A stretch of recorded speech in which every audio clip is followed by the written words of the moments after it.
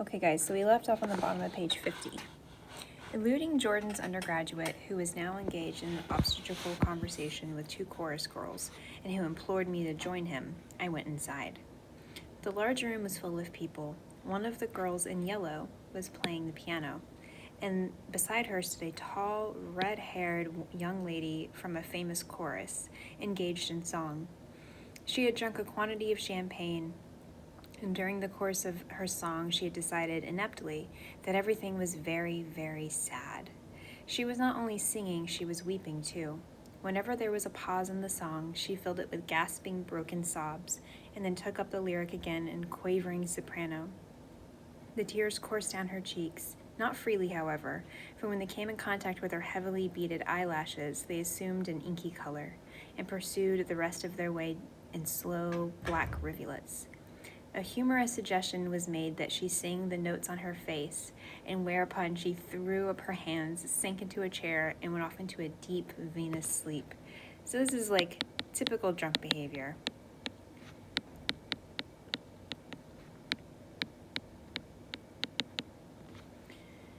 She had a fight with a man who says he's her husband, explained a girl at my elbow. I looked around. Most of the remaining women were now having fights with men who were said to be their husbands. Even Jordan's party, the quartet from East Egg, were rent asunder by dissension. One of the men was talking with curious intensity to a young actress, and his wife, after attempting to laugh at the situation in a dignified and indifferent way, broke down entirely and resorted to flank attacks. At intervals, she appeared suddenly at his side like an angry diamond and hissed, "You promised," in his ear. So guys, we see that Tom is not really the only one having affairs or trying to have affairs. This seems to be a problem among many couples.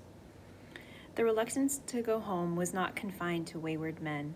The hall was at present occupied by two deplorably sober men and their highly indignant wives. The wives were sympathizing with each other in slightly raised voices. Whenever he sees I'm having a good time, he wants to go home. Never heard anything so selfish in my life. We're always the first ones to leave. So are we. Well, we're almost the last tonight, said one of the men sheepishly. The orchestra left half an hour ago. In spite of the wives' agreement that such malevolence was beyond credibility, the dispute ended in a short struggle, and both wives were lifted, kicking, into the night. So, people are always, they seem to be fighting, right? These couples. As I waited for my hat in the hall, the door of the library opened, and Jordan Baker and Gatsby came out together. He was saying some last word to her, but the eagerness in his manner tightened abruptly into formality as several people approached him to say goodbye. So notice that he is very formal around big crowds, right? But just before, he looked very eager, and Nick caught that. Jordan's party were calling impatiently to her from the porch, but she lingered for a moment to shake hands. "I've just heard the most amazing thing," she whispered. "How long were we in there?" "Why, about an hour." "It was simply amazing," she repeated abstractedly. "But I swore I wouldn't tell it, and here I am tantalizing you." She yawned gracefully in my face. "Please come and see me. Phone book, under the name of Mrs. Sigourney Howard, my aunt." She was hurrying off as she talked, and her brown hand waved a jaunty salute as she melted into her party at the door. So she's teasing Nick. She's just heard some secret, and she says, "I've heard it, but I can't tell you what it is." Also, guys, jaunty means like confident. And we're going to see that this word jaunty is used with Jordan quite a bit. Rather ashamed that on my first appearance I had stayed so late, I joined the last of Gatsby's guests who were clustered around him. I wanted to explain that I had hunted for him earlier in the evening and to apologize for not having known him in the garden. "Don't mention it," he enjoined me eagerly. "Don't give it another thought, old sport." The familiar expression held no more familiarity than the hand which reassuringly brushed my shoulder. "And don't forget, we're going up in the hydroplane tomorrow morning at 9 o'clock. Then the butler, behind his shoulder. "Philadelphia wants you on the phone, sir." "All right, in a minute. Tell them I'll be right there. Good night." "Good night." "Good night." He smiled and suddenly there seemed to be a pleasant significance in having been among the last to go, as if he had desired it all the time. Good night, old sport. Good night. But as I walked down the steps, I saw that the evening was not quite over. 50 feet from the door, a dozen headlights illuminated a bizarre and tumultuous scene. In the ditch beside the road, right side up, but violently shorn of one wheel, rested a new coupe which had left Gatsby's drive not 2 minutes before. The sharp jut of a wall accounted for the detachment of the wheel, which was now getting considerable attention from half-dozen curious chauffeurs. However, as they had left their cars blocking the road, a harsh, discordant din from those in the rear had been audible for some time, and added to the already violent confusion of the scene. So you have a car crash. They haven't even, gotten out of Gatsby's driveway. A man in a long duster had dismounted from the wreck and now stood in the middle of the road, looking from the car to the tire, and from the tire to the observers in a pleasant, puzzled way. "See," he explained, "it went into the ditch." The fact was infinitely astonishing to him, and I recognized first the unusual quality of wonder, and then the man. It was the late patron of Gatsby's library. Remember, we're calling him Allies. The guy who was so bedazzled by the real books. "How did it happen?" He shrugged his shoulders. "I know nothing whatever about mechanics," he said decisively. "But how did it happen? Did you run into the wall?" "Don't ask me," said Allies, washing his hands of the whole matter. "I know very little about driving, next to nothing. It happened, and that's all I know." "Well, if you're a poor driver, you oughtn't to try driving at night." "But I wasn't even trying," he explained indignantly. "I wasn't even trying." An awed hush fell upon the bystanders. "Do you want to commit suicide? You're lucky it was just a wheel, a bad driver, and not even trying." "You don't understand," explained the criminal. "I wasn't driving. There was another man in the car." The shock that followed this declaration found a voice in sustained "ah" as the door of the coupe swung slowly open. The crowd, it was now a crowd, stepped back involuntarily, and when the door had opened wide, there was a ghostly pause. Then, very gradually, part by part, a pale, dangling individual stepped out of the wreck, pawing tentatively at the ground with large, uncertain dancing shoe. Blinded by the glare of headlights and confused by the incessant groaning of the horns, the apparition stood swaying for a moment before he perceived the man in the duster. "What's the matter?" he inquired calmly. "Did we run out of gas?" "Look." Half a dozen fingers pointed at the amputated wheel. He stared at it for a moment and then looked upward as though he suspected it had dropped from the sky. "It came off," someone explained. He nodded. "At first I didn't even notice we stopped." A pause. Then taking a long, deep breath and straightening his shoulders, he remarked in a determined voice, "Wonder if he'll tell me where is the gas station?" At least a dozen men, some of them a little better off than he was, explained to him that the wheel and the car were no longer joined by any physical bond. "Back out," he suggested after a moment. "Put her in reverse." "But the wheel's off." He hesitated. "No harm in trying," he said. The caterwauling horns had reached a crescendo, and I turned away and cut across the lawn toward home. I glanced back once.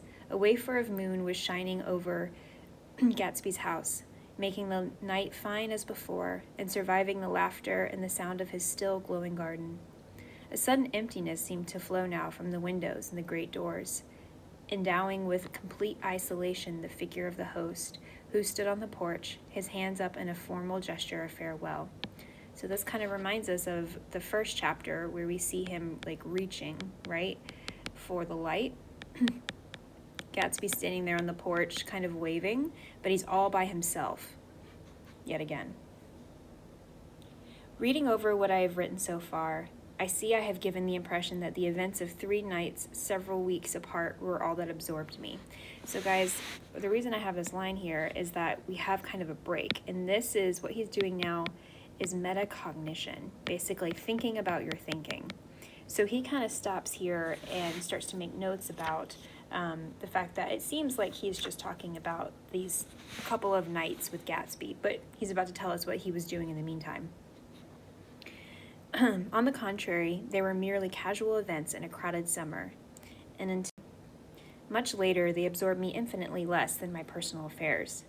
Most of the time I worked. In the early morning, the sun threw my shadow westward as I hurried down the white chasms of lower New York to the Probity Trust. I knew the other clerks and young bond salesmen by their first names and lunched with them in dark, crowded restaurants on little pig sausages and mashed potatoes and coffee. I even had a short affair with a girl who lived in Jersey City and worked in the accounting department, but her brother began throwing mean looks in my direction, so when she went on her vacation in July, I let it blow quietly away. I took dinner usually at the Yale Club. For some reason, it was the gloomiest event of my day. And then I went upstairs to the library and studied investments and securities for a conscientious hour. There were generally a few rioters around, but they never came into the library, so it was a good place to work. After that, if the night was mellow, I strolled down Madison Avenue past the old Murray Hill Hotel and over 33rd Street to the Pennsylvania Station. I began to like New York, the racy, adventurous feel of it at night, and the satisfaction that the constant flicker of men and women and machine gives to the restless eye. I liked to walk up Fifth Avenue and pick out romantic women from the crowd and imagine that in a few minutes I was going to enter into their lives and no one would ever know or disapprove. Sometimes in my mind, I followed them to their apartments on the corners of hidden streets, and they turned and smiled back at me before they faded through a door into warm darkness. Okay, so this page, what he's talking about in his life, that at work he has friends, but basically after work he's basically alone. He's very lonely, and he says that he imagines following women to their apartments. It's kind of odd, but what it's really speaking to is this idea that even a big city with millions of people can still be very isolating, can still be very lonely. At the enchanted metropolitan twilight, I felt a haunting loneliness sometimes, and felt it in others. Poor young clerks who loitered in front of windows waiting until it was time for a solitary restaurant dinner. Young clerks in dusk, wasting the most poignant moments of a night in life. Again at 8 o'clock, when the dark lanes of the 40s were 5 deep with throbbing taxicabs, bound for the theater district, I felt a sinking in my heart, so he's really feeling this loneliness. Forms leaned together in the taxis as they waited, and voices sang, and there was laughter from unheard jokes, and lighted cigarettes outlined unintelligible gestures inside. Imagining that I, too, was hurrying toward gaiety and sharing their intimate excitement, I wished them well. For a while, I lost sight of Jordan Baker, and then in midsummer, I found her again. At first, I was flattered to go places with her, because she was a golf champion, and everyone knew her name. Then it was something more. I wasn't actually in love, but I felt a sort of tender curiosity.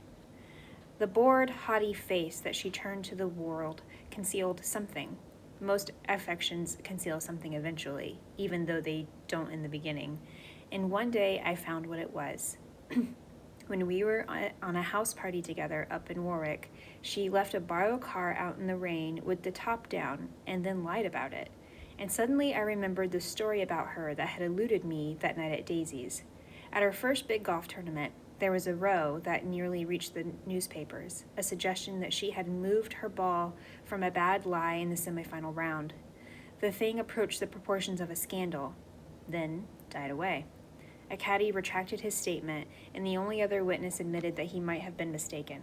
The incident and the name had remained together in my mind.